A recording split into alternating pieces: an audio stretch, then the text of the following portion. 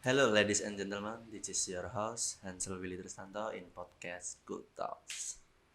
Kita kedatangan tamu spesial banget nih untuk kalian yang ada di rumah yang baru pengen lihat kita di podcast Good Talks ini. Kita kedatangan tamu spesial yang sudah dinanti untuk teman-teman. Ini seorang videografer yang sudah melalang buana kemana-mana ini tampaknya ya. Langsung saja kita perkenalan dulu tampaknya di sini. Perkenalan dulu nih. Iya dong. Nama saya Sareja Valevi. Iya. Apalagi tuh Mas? Sering dipanggil siapa? Sering dipanggilnya Eja. Oh Eja. Iya Eja. Kalau di mana itu? Kalau biasanya panggilnya memang beda-beda ya? Oh beda-beda. Dari SD, SMP, SMA beda semua. Beda-beda. Beda semua. Oh bisa disebutin loh kayaknya. Kalau di SD itu cengeng. Cengeng. Kenapa itu? Nangis terus Pak. Oh. dulu sempat dicengin apa gimana? Iya emang korban bully Pak. Oh korban bullying ya. Sampai sekarang. Sampai sekarang. Iya tampaknya ini menarik nih. Terus dari siapa tadi? SMP. Terus? SMP itu gendut Pak. Oh. Kalau SMP-nya di mana itu? Oh jangan disebutin lah. Jangan SMP 68 Kuningan. Terus? SMA-nya juga sama, SMA 68. Oh. Tapi nggak ada N, nggak ada IT-nya. SMA 68. Oh, oke. Berarti ini kan yang belum tahu nih, Reza Valevi ini dia sekolahnya aslinya dulu lah, aslinya di mana? Kalau aslinya asli Karawang sih, tapi asli orang tua papa Pekanbaru, ibu Padang. Oh. Sumatera. Berarti memang ada campuran darah-darah Padang ya? Ada campuran Padang. Ada campuran Cina-nya juga ada. Yakin Mbak lu? Ada yakin. Saya soalnya kakak saya dapat Cina-nya. Adik saya dapat Cina. Kamu dapat enggak? Kamu dapat Jawanya? Dapat India. Makanya mukanya gini Pak. Jadi ya mohon maaf. Ya itu tadi keseruan di balik nama dari Reza. Nah terus nih kesibukan sekarang tuh apa? Kan kalian mungkin penasaran nih kesibukan dari Kak Reza ini apa? Untuk sekarang sih lagi nggak ada sih. Lagi nggak ada job. Lagi nggak ada job. Terus untuk kuliah mungkin bisa diceritakan lah kayak kuliah di mana, terus ngambil jurusan apa? Kalau kuliah di kampus terbaik lah di Indonesia. Itu mungkin bisa disebutkan ciri-cirinya? Alma maternya Krem. Oh Krem. Krem tuh di sini ya? Mungkin di Jogja ini. Di Jogja tuh, mungkin. Di Jogja itu Krem tuh ada dua. Ya, saya tahu aku juga dua. Tapi nggak tahu ya, mungkin yang lain harusnya ada. Saya salah satunya. UGM. Cabang Condong Catur. Amikom dong. Ya yang belum tahu ini Kak Reza ini kuliahnya di Amikom Yogyakarta. Sama dengan saya, sama dengan teman-teman yang sebelumnya. Karena memang teman-teman sebelumnya itu mempunyai bakat yang kalian tahu, yang dia udah pernah menghasilkan uang dengan kuliah sambil kerja kayak gitu. Nah, ngomongin soal kuliah di Amikom nih. Betul. Ngomongin di sekolah di Amikom. Ini jurusan apa ya? Jurusannya S1 Ilmu Komunikasi. Ya sama kayak Masnya lah. Iya. Oh, berhubung kita satu kelas ya? Oh iya, kita satu kelas nih. Lupa lah. Jadi kita satu kelas di jurusan Ilmu Komunikasi. Nah, di jurusan ini sempat gak sih kayak mikir kayak si Kak Reza ini pernah mikir kalau masuk di ilmu komunikasi itu bayangannya apa sih? Kayak apain kayak di sekolah? Kayak ibaratnya lebih ke univnya kali ya. Kayak misalnya kan di UGM itu ilmu komunikasi dia lebih ke politiknya. Nah, benar.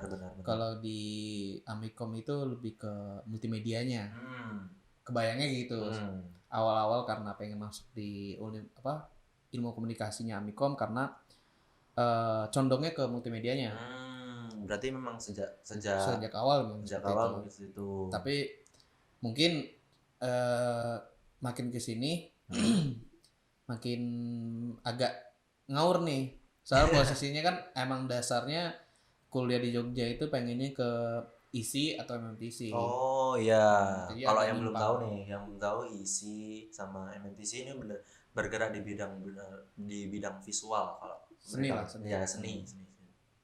Nah, terus kenapa apa itu sempat nggak sih kayak mikir di Amikom ini eh, Kak Reza ini bisa berkembang gitu. Untuk Kak Reza milih kayak di multimedianya kayak gitu mungkin bisa pernah nggak punya pikiran aku mungkin berkembang lah di sini kayak gitu. Awal kuliah sih mikirnya ya bisa aja sih, soalnya emang buat apa ya? Bukan dibilang ya kasarnya balas dendam untuk yang Hmm. SMA, SMP kan korban Ya, bully. balas Jadi dengan balas karya. dendam dengan karya. Mikirnya awal gitu. Taunya di kuliah juga dapat Hmm. dapat ya ya inilah masukan, itu bukan bully lagi, Ya. masukan kayak ya membuatnya mendorong saya ini bisa jadi Benar. inilah berkembang terus Ya. kan dengan adanya dorongan masukan dari teman-teman. Hmm. Nah, awalnya juga sempat mikir nggak bisa sih untuk berkembang di sini, Hmm. berkembang di multimedia ini. Tapi ya dicoba aja. Karena mungkin dari apa itu dari omongan orang atau dari masukan orang itu bisa buat kamu apa itu lebih lebih percaya diri lagi gitu. Betul, Terus betul. apa itu terus koreksi. Nah itu penting banget buat kalian nih kayak apa itu ketika kalian nggak apa itu nggak mampu dari percaya diri kalian mungkin bisa kayak tanya ke konsul lah kayak ke teman ini gimana karena nggak selamanya yang menilai diri kita itu diri kita sendiri. Yang bisa menilai diri kita itu juga bisa orang dari orang lain, mungkin dari kerabat, dari teman lah, atau dari orang tua, kayak gitu. Itu bisa Betul. bisa jadi lah, bisa jadi masukan untuk kalian. Tuh. Nah, ngomongin soal multimedia atau bergerak di bidang visual, Kak Reza ini awalnya bisa tertarik itu karena apa? Mungkin dari kecil lah, mungkin dari kecil atau udah seneng kayak mainan kamera atau kayak gitu. Awalnya sih mungkin ya turunan dari papa juga sih. Oh. Papa juga dulu Hmm. seorang fotografer model juga. eh jadi dari kelas 5 SD itu udah ya kayak udah disodorin dengan kamera gitu, mainan kamera. Hmm. Memang tapi dari TK memang kecemplungnya ke multimedia, Oh komputer gitu, main bener game bener. atau eh, nonton film. Hmm. Itu lebih ke situ sih, memang dari awal.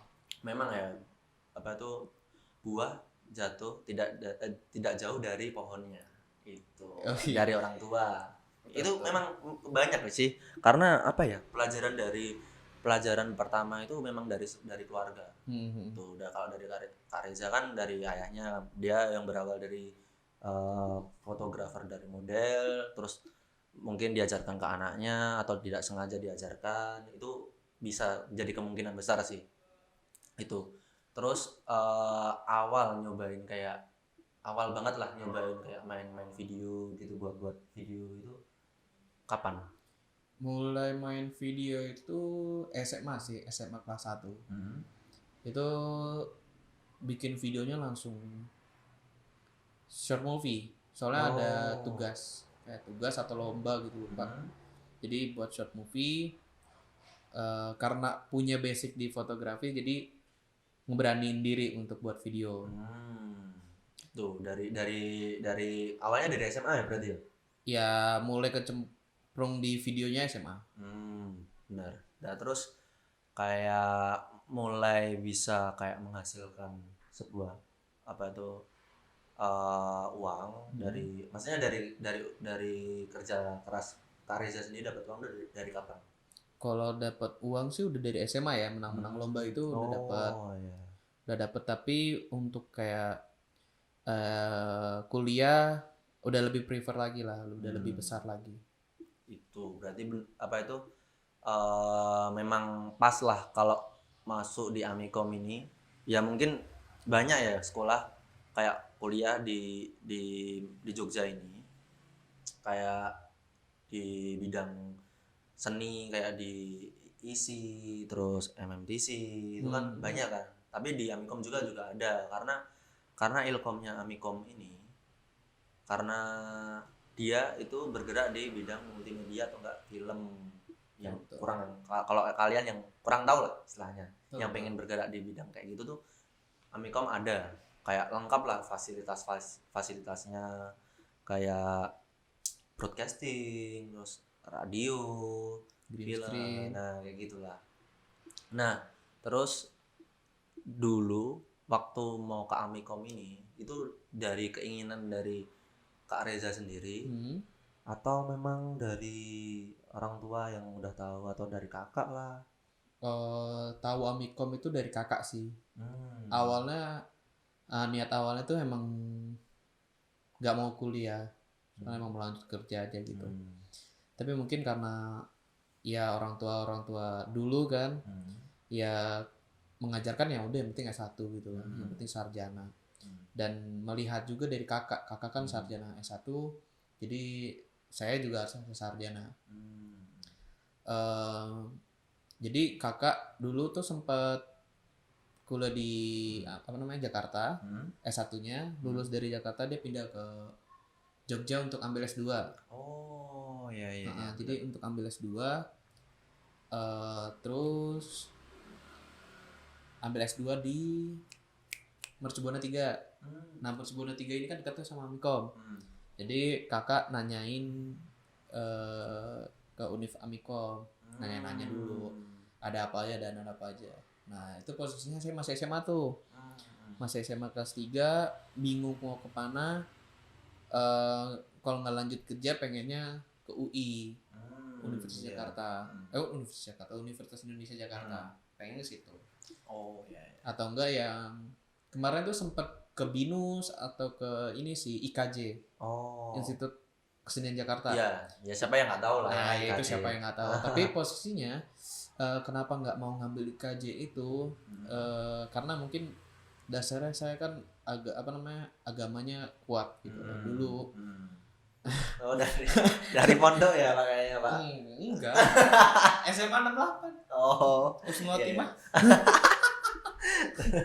Terus, nah jadi karena agamanya kuat di IKJ itu, kata orang-orang ya kita nggak ada yang tahu juga, dia di bagian seni, di bagian video, di bagian fotonya tuh agak nyondong ke kiri. Ya paham. Saya kan anak kanan nih. Nah, jadi agak nyondong ke kiri walaupun sekarang agak belok. Ya terus dari situ ya? Boleh orang tua nggak ngizinin. Jadi ya udahlah ke Jakarta aja bareng kakak, ke Jogja aja bareng kakak. Jadi pas diliatin brosurnya Amikom, ada fasilitas Mac atau ya videografi gitu, langsung tertarik karena dulu pengen banget ngedit di Mac gitu. Jadi langsung tertarik, oh yaudah oke, langsung daftar. Dari situ sih.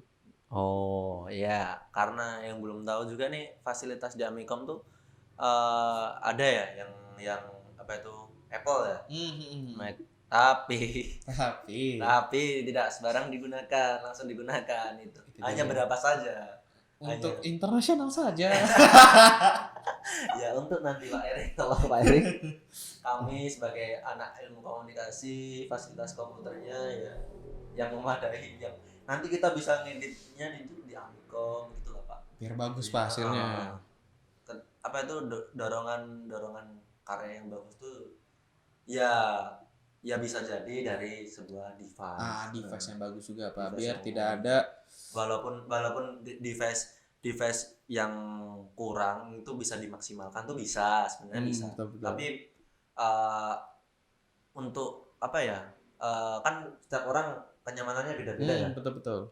Yang kenyamanannya beda-beda itu mungkin bisa lah kayak pengen nyobain di Mac kayak apa gitu. Rasain. Kayak gitulah. Nah terus tadi ngomongin kuliah di pemilihan kuliah di Amikom ya. Nah terus kan itu ngerasain nih semester 1 lah, semester 2, semester 3 itu yang dirasain yang pertama-tama tuh kayak ada nggak sih kayak yang diajarkan di Amikom tuh waktu awal banget nih di semester 1 kayak di bidang visualnya Mungkin nggak ada sinematografi, terus Sinematografi semester 2 ya? ya semester 2. Ya, semester 2. Iya. Ada skrip di belakang. Oh iya, nggak apa itu ada emang ada sih. Jadi tapi di semester 1 kan ada fotografi tuh.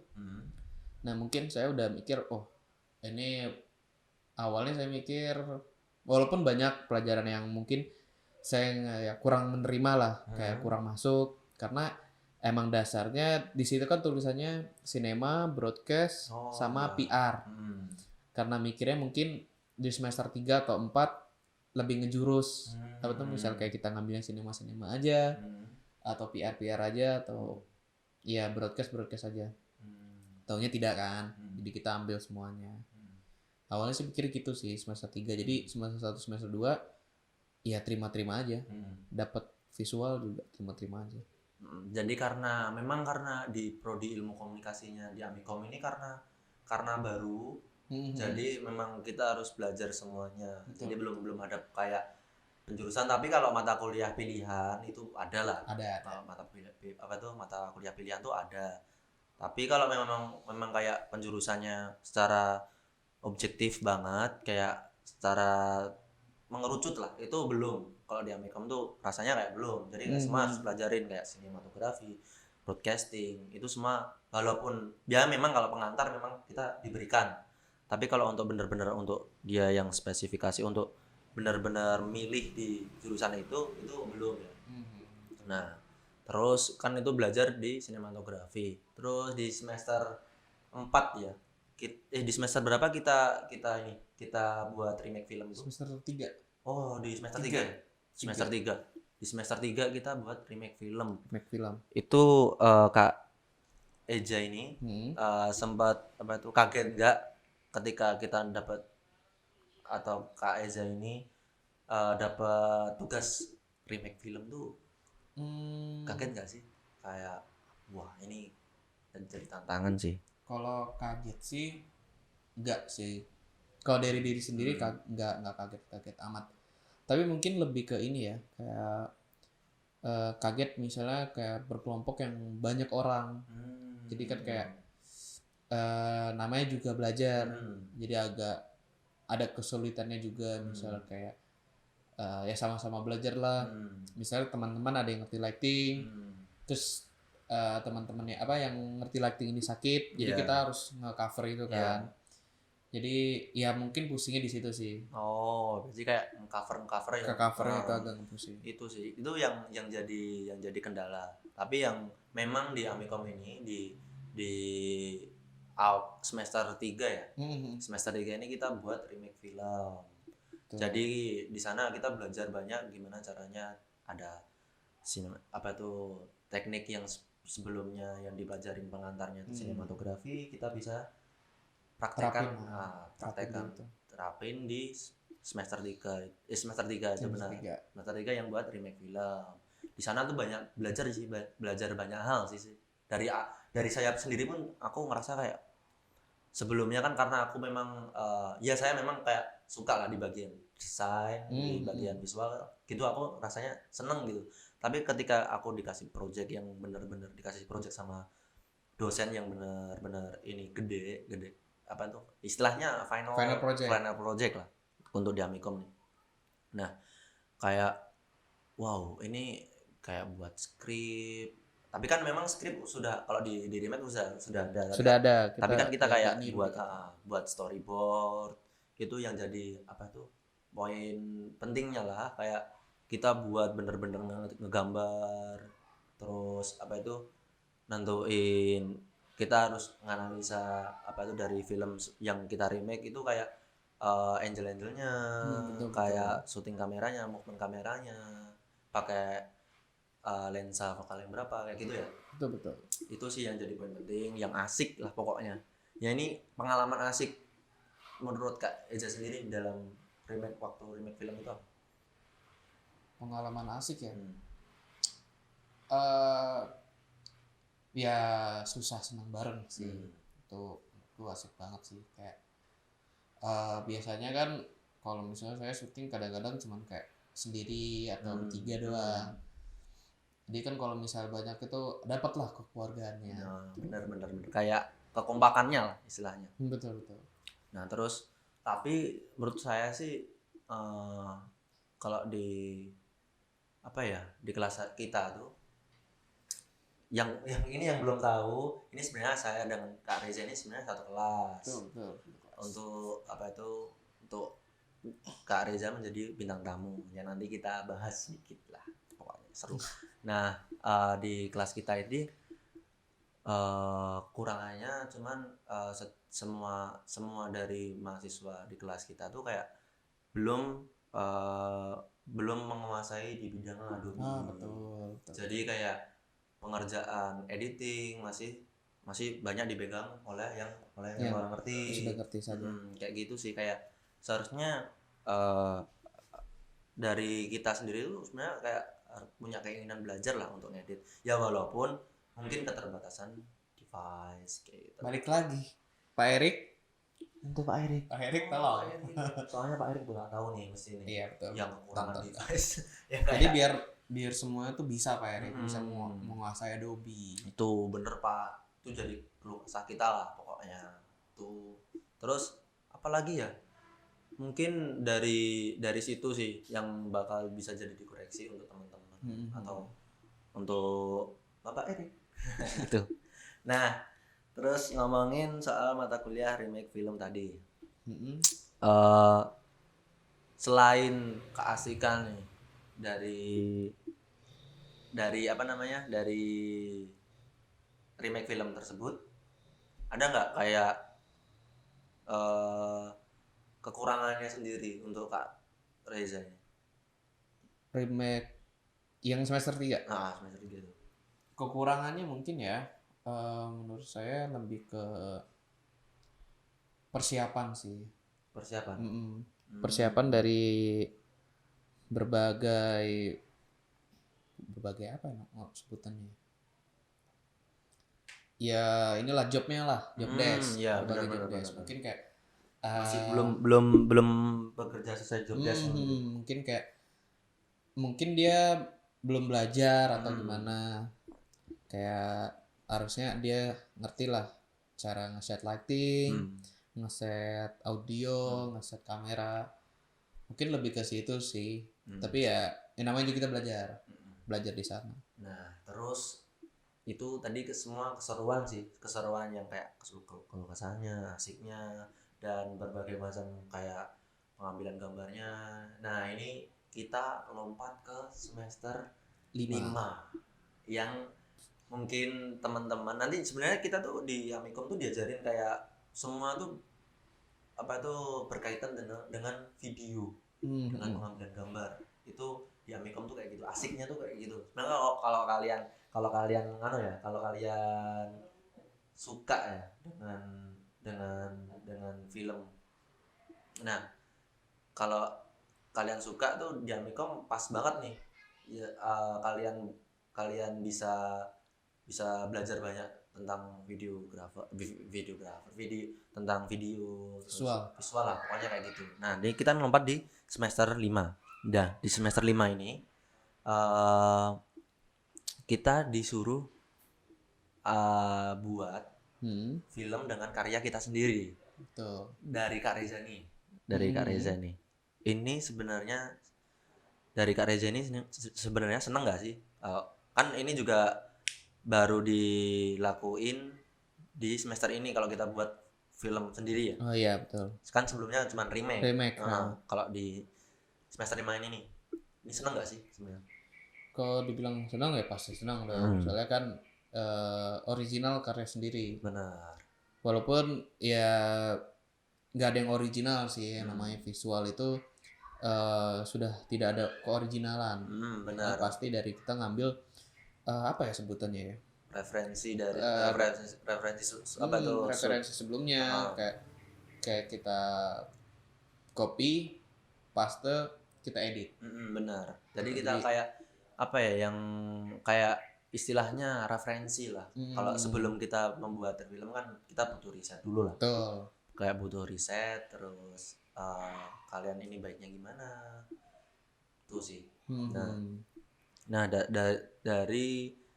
dari pembuatan film itu Kak Reza sendiri dengan kelompoknya Kak Reza itu boleh nggak sih di sedikit cerita kayak ngebuat film apa, terus asiknya gimana, susahnya gimana gitu. Boleh lah cerita dikit. Oh boleh dong. Kalau misalnya dari kelompokku, dia lebih ke referensi kita lebih ke film Her, tau nggak mas? Film Her. Her. Itu belum nonton sih. Belum Kalau nonton saya ya? belum nonton. Ya. Nah jadi referensinya lebih ke sana, orang yang bisa dibilang dia lebih ke inilah ngejauhi diri dari dunia. Oh. Iya. Jadi kayak bisa dibilang kayak teman-temannya pun melihat dia tuh kayak orang-orang free, kayak orang yang tidak terbuka lah sama teman-temannya sendiri. Kita ngangkat film itu sih. Terus kalau dari job desk-nya sendiri untuk Kak Eja ini apa? Kalau job desk ke DOP sama colorist. DOP sama colorist. DOP itu tugasnya ngapain sih mas? DOP itu kan belum tahu. DOP itu istilahnya kan director of photography. Benar. Nah, jadi dia yang mencurahkan apa yang diinginkan saudara sama scriptwriter. Benar. Yang mencurahkan dari tulisan, dari omongannya saudara dijadikan ke visual. Jadi dari frame. Nah itu masuk ke segalanya, dari kamera person, ke lighting, audio, gaffer, itu semuanya masuk sih. Teknik editing juga masuk. Nah terus menemui titik kesulitan nggak sih waktu jadi DOP ini? Kesulitan sih pasti ada ya. Mungkin lebih ke kamera personnya Kelvin. Oke. Si Kelvin. Namanya Kelvin. Tepuk tangan dulu. Best. Sangat gempa. Jangan gitu dong Pak. Enggak, dia terima. Terus dari kesulitan itu ada yang lain lagi nggak sih, kayak dari cara apa itu timekeepernya, dari apa lah gitu kayak timekeepernya mungkin ada yang kesulitannya di timekeepernya ini. tepat waktu nggak sih soalnya? Tepat waktu sekali. Saking tepat waktunya kita disuruh makan 10 menit. Gimana ceritanya coba? Kita makan 10 menit. Ini siapa tahu ya? Tolong ya ngaku aja lah ya di kolom komen. Pak Joko. Jangan sebut merek Pak. Nggak apa-apa. Ya memang juga kerabat disiplin. saya. Dia disiplin memang. Memang disiplin. Dia orangnya memang disiplin. Dia yang nggak tahu Kak Joko ini. Sebelumnya Kak Joko ini memang dari ketua kelas dari kita. Betul. Kelas kita lah, Ilkom 8. Dia memang orangnya disiplin, terus apa itu rapi orangnya. Terus apalagi ya? Ya banyak lah kalau disebutin kebaikannya dia lah sama kebab. Yang menarik tentang dia. Nah, dari timekeepernya tadi ini menemui titik kayak wah ini telat banget gak sih? Ada sih, ada waktu kayak gitu. Kayak beberapa scene itu seharusnya kita syuting jam 2 dan kita butuh seorang scriptwriternya, tapi scriptwriternya lagi ngilang entah kemana. Ternyata sedang menjemput talent wanita. Jadi agak molor tuh kita. Yang harusnya jam 2 kita syutingnya ujung-ujung jam 5 tuh, 3 jam tuh kan. Mantep. Gitu. Berarti memang apa ya? Ya sebenarnya penting sih kayak timekeeper di sebuah film ya. Produksi film itu tuh penting banget sumpah. Kayak kemarin juga aku hampir ya sebenarnya kita di produksi ini tuh memang ada telat. Tapi memang itu ya tadi mati. Ya.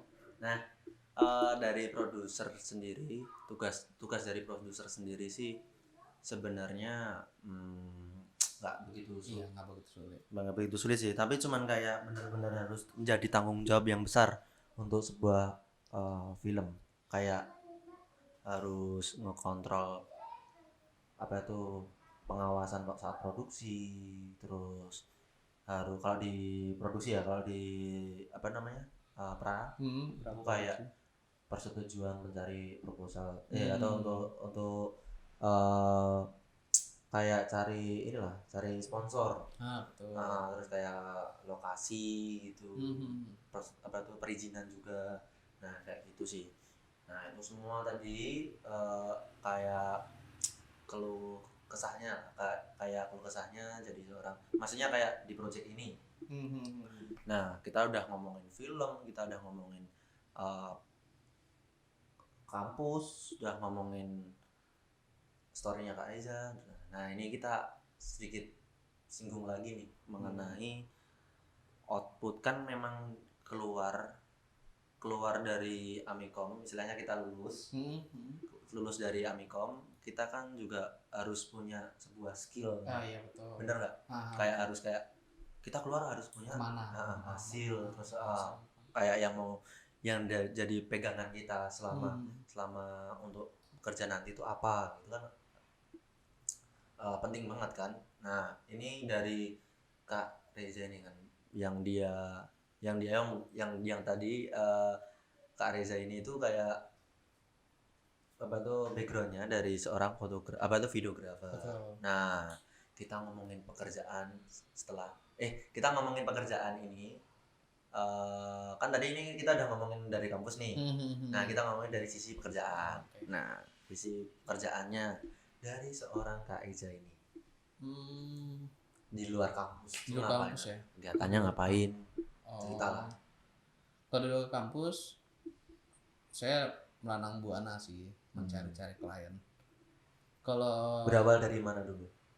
Kalau misalnya berawal dari itu, saya sempat kerja sama dengan YouTuber pernah sekali. Boleh disebutin? Jangan. Bayar gaji saya. Terus? Nah itu dari situ karena tidak cocok, akhirnya saya keluar. Dan habis itu mengikuti acara kampus PPM tuh, acara ya orientasi, yang belum tahu orientasinya Amikom namanya PPM. Dari setelah itu pas PPM itu ada lowongan ya videografer lah, lowongan editor, namanya Camera Work. Dan dari situlah saya coba-coba daftar aja, barangkali keterima atau gimana.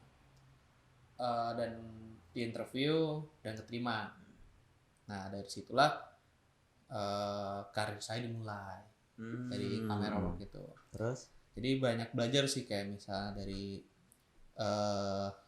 seketika exposure, dari pengambilan kamera, dari set lighting dan lain. Banyak banget belajar dari situ. Dan mulai dapat duitnya itu dari Camera Work itu sih.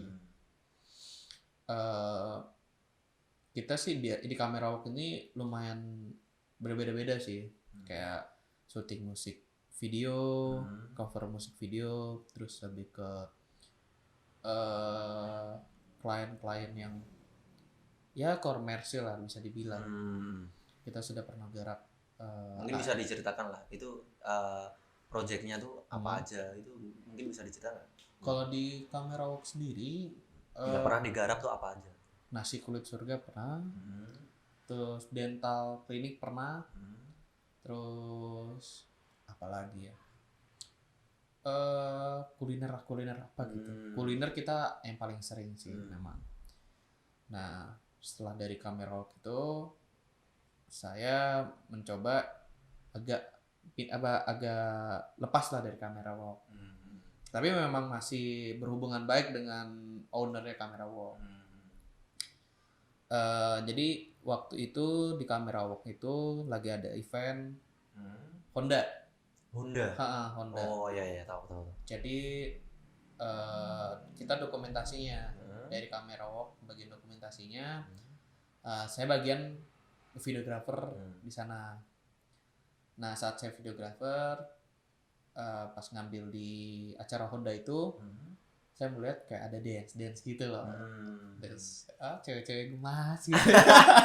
Gitu mantap gitu Iya, kan. tahu. Nah itu dari berawal dari itu ya. Berawal dari situ.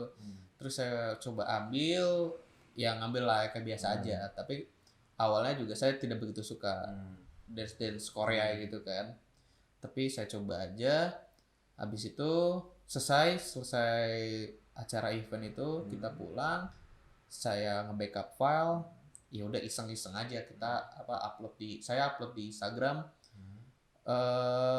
Awalnya juga nggak tahu itu dance covernya apa, nggak tahu juga nama grupnya, nggak tahu. Oh berarti dari Honda itu ada yang ngedance di sana, terus Kak Eza ini ngevideoin. Kan kita kan seluruh videoinnya, nggak itu doang sih memang di atas panggung. Dari situ saya nyarilah grupnya itu. Kan tadi diupload kan diupload di Instastory, saya cari, ketemu, dan dari pihak sananya sangat senang, bagus gini. Akhirnya berkelanjutan tuh, kita chattingan sampai ujungnya kita menjalankan proyekan. Dari situ sih awalnya. Setelah dari kamera walk, event Honda itu, habis itu kita saya sendiri agak pisah dari kamera walk. Saya belajar sendirilah dengan yang udah dikasih tahu sama owner kamera walk. Saya coba ngambil proyekan itu yang dance itu cewek-cewek semua. Awalnya sih memang insecure sih, soalnya emang saya anaknya insecure berat banget, tinggi banget. Tapi ya kalau misalnya nggak dicoba mungkin saya nggak bakal kayak gini sekarang ini. Jadi dulu maksain untuk nyobain, ya bener-bener kayak ketemu klien tuh kayak takut banget, kayak ya ngerasa biasa aja gitu kan. Padahal yang membuat kita cupu atau lemah itu ya diri kita sendiri sebenarnya. Padahal kita punya potensi yang kuat. Ya udah kita proyekan, dan videonya meledak saat itu. Viewersnya tembus 15.000, terus subscribersnya dari sekitar 20-an sampai ke 1.000-an dalam satu video. Jadi ya ada lumayan lah nih perkembangannya. Habis itu selang berapa bulan saya dapat job lagi tentang dance juga. Dia cewek juga sama. Setelah dance cewek ini saya baru kepikiran untuk membangun production house, tapi memang lebih ke emang saya ngerucuknya ke dance cover aja. Dance cover Jogja memang saya misinya ini, visi misi saya ya ngebangun dance cover Jogja itu biar dinotis orang banyak di Indonesia. Saya melihat soal waktu itu di tahun 2019 itu kayak ini nggak ada yang tahu nih di Indonesia ini, Jogja ini dance-nya bagus-bagus, terus mereka cantik-cantik dan cantik-cantik ganteng-ganteng gitu kan, tapi orang tuh nggak ada yang notice karena mungkin dari videonya yang kurang bagus, kualitasnya sama, ya jarang gitu ada yang upload gitu. Ya sekedar informasi kayak di Jogja ini juga dance cover-nya bagus-bagus, sampai ada yang juara dunia, bisa dibilang juara dunia kedua. Bukan juara dunia, juara nasional kedua di Indonesia, ada yang sampai gitu. Nah tapi ya orang nggak ada yang notice hal itu di Indonesia. Nah jadi ya visi misi saya lebih membangun sih di Jogja biar orang banyak yang notice. Iya. Terus berawal dari Honda tadi yang kalian terus ada keterusan di project. Nah terus setelah apa itu, kalau berarti sekarang nih nekunin di dunia dance ya? Kalau nekunin sih nggak, ya sedapatnya aja sih sekarang. Soalnya mikirnya juga mau nyoba-nyoba ke lain sih. Yang paling terakhir itu pernah garapin musik video juga, anak didiknya Titik DJ. Titik DJ. Terus ya udah ke band Utomo juga pernah, Tival Salsabila juga pernah, sama Yang paling terakhir sih garapan saya itu ke fashion. Oh, ke fashion. Iya, iya. Jakarta Fashion Week 2021 kemarin. Wah, itu pencapaian yang sangat besar dari Iya. apa tuh perjalanan hidup. Iya, alhamdulillah sih. Soalnya juga kalau JFW ini juga ada cerita menariknya sih. Jadi awal ini JFW nggak expect lah. Jadi dulu itu ya udah cuman bisa di dance belum gitu kan. Dan awalnya juga di dance ini ada keraguan sih, kayak ada cerita-cerita kayak ngapain sih di dance, kayak misalnya emang bisa kamu sukses di dance atau ini gimana. Tapi saya hiraukan saja karena saya mikir mungkin saya nggak ada yang tahu juga kan kita rezekinya 2 tahun atau 3 tahun lagi ke depan. Saya pengen banget ke Korea sih, ke production house Korea yang namanya Lumpengs. Itu dia nggarap musik videonya bagus-bagus. Ya mungkin dari sinilah kita nyari portofolio saya. Terus mulai masuk ke JV ini bagian videografi. Awalnya juga dinotis temen ini, dinotis sama owner yang mau garap JV ini. Itu juga karena video dance. Jadi nggak ada yang mungkiri lah, kayak misalnya video dance. Itu pun juga masih bisa untuk ke fashion. Nah, apa cerita uniknya dari JV ini, sebelumnya itu kan corona nih, ya kan, dari Maret ini sampai September kan corona. Tapi di bulan Juli saya ada berbincang-bincang dengan seorang desainer fashion orang Jogja. Nah, dia kayak apa namanya mendoakan saya lah, bisa ibaratnya kayak mendoakan, dia menceritakan tentang JFW. Dan saya juga ada kemungkinan kayak bilang dalam diri saya sama teman saya ini pengen banget JFW.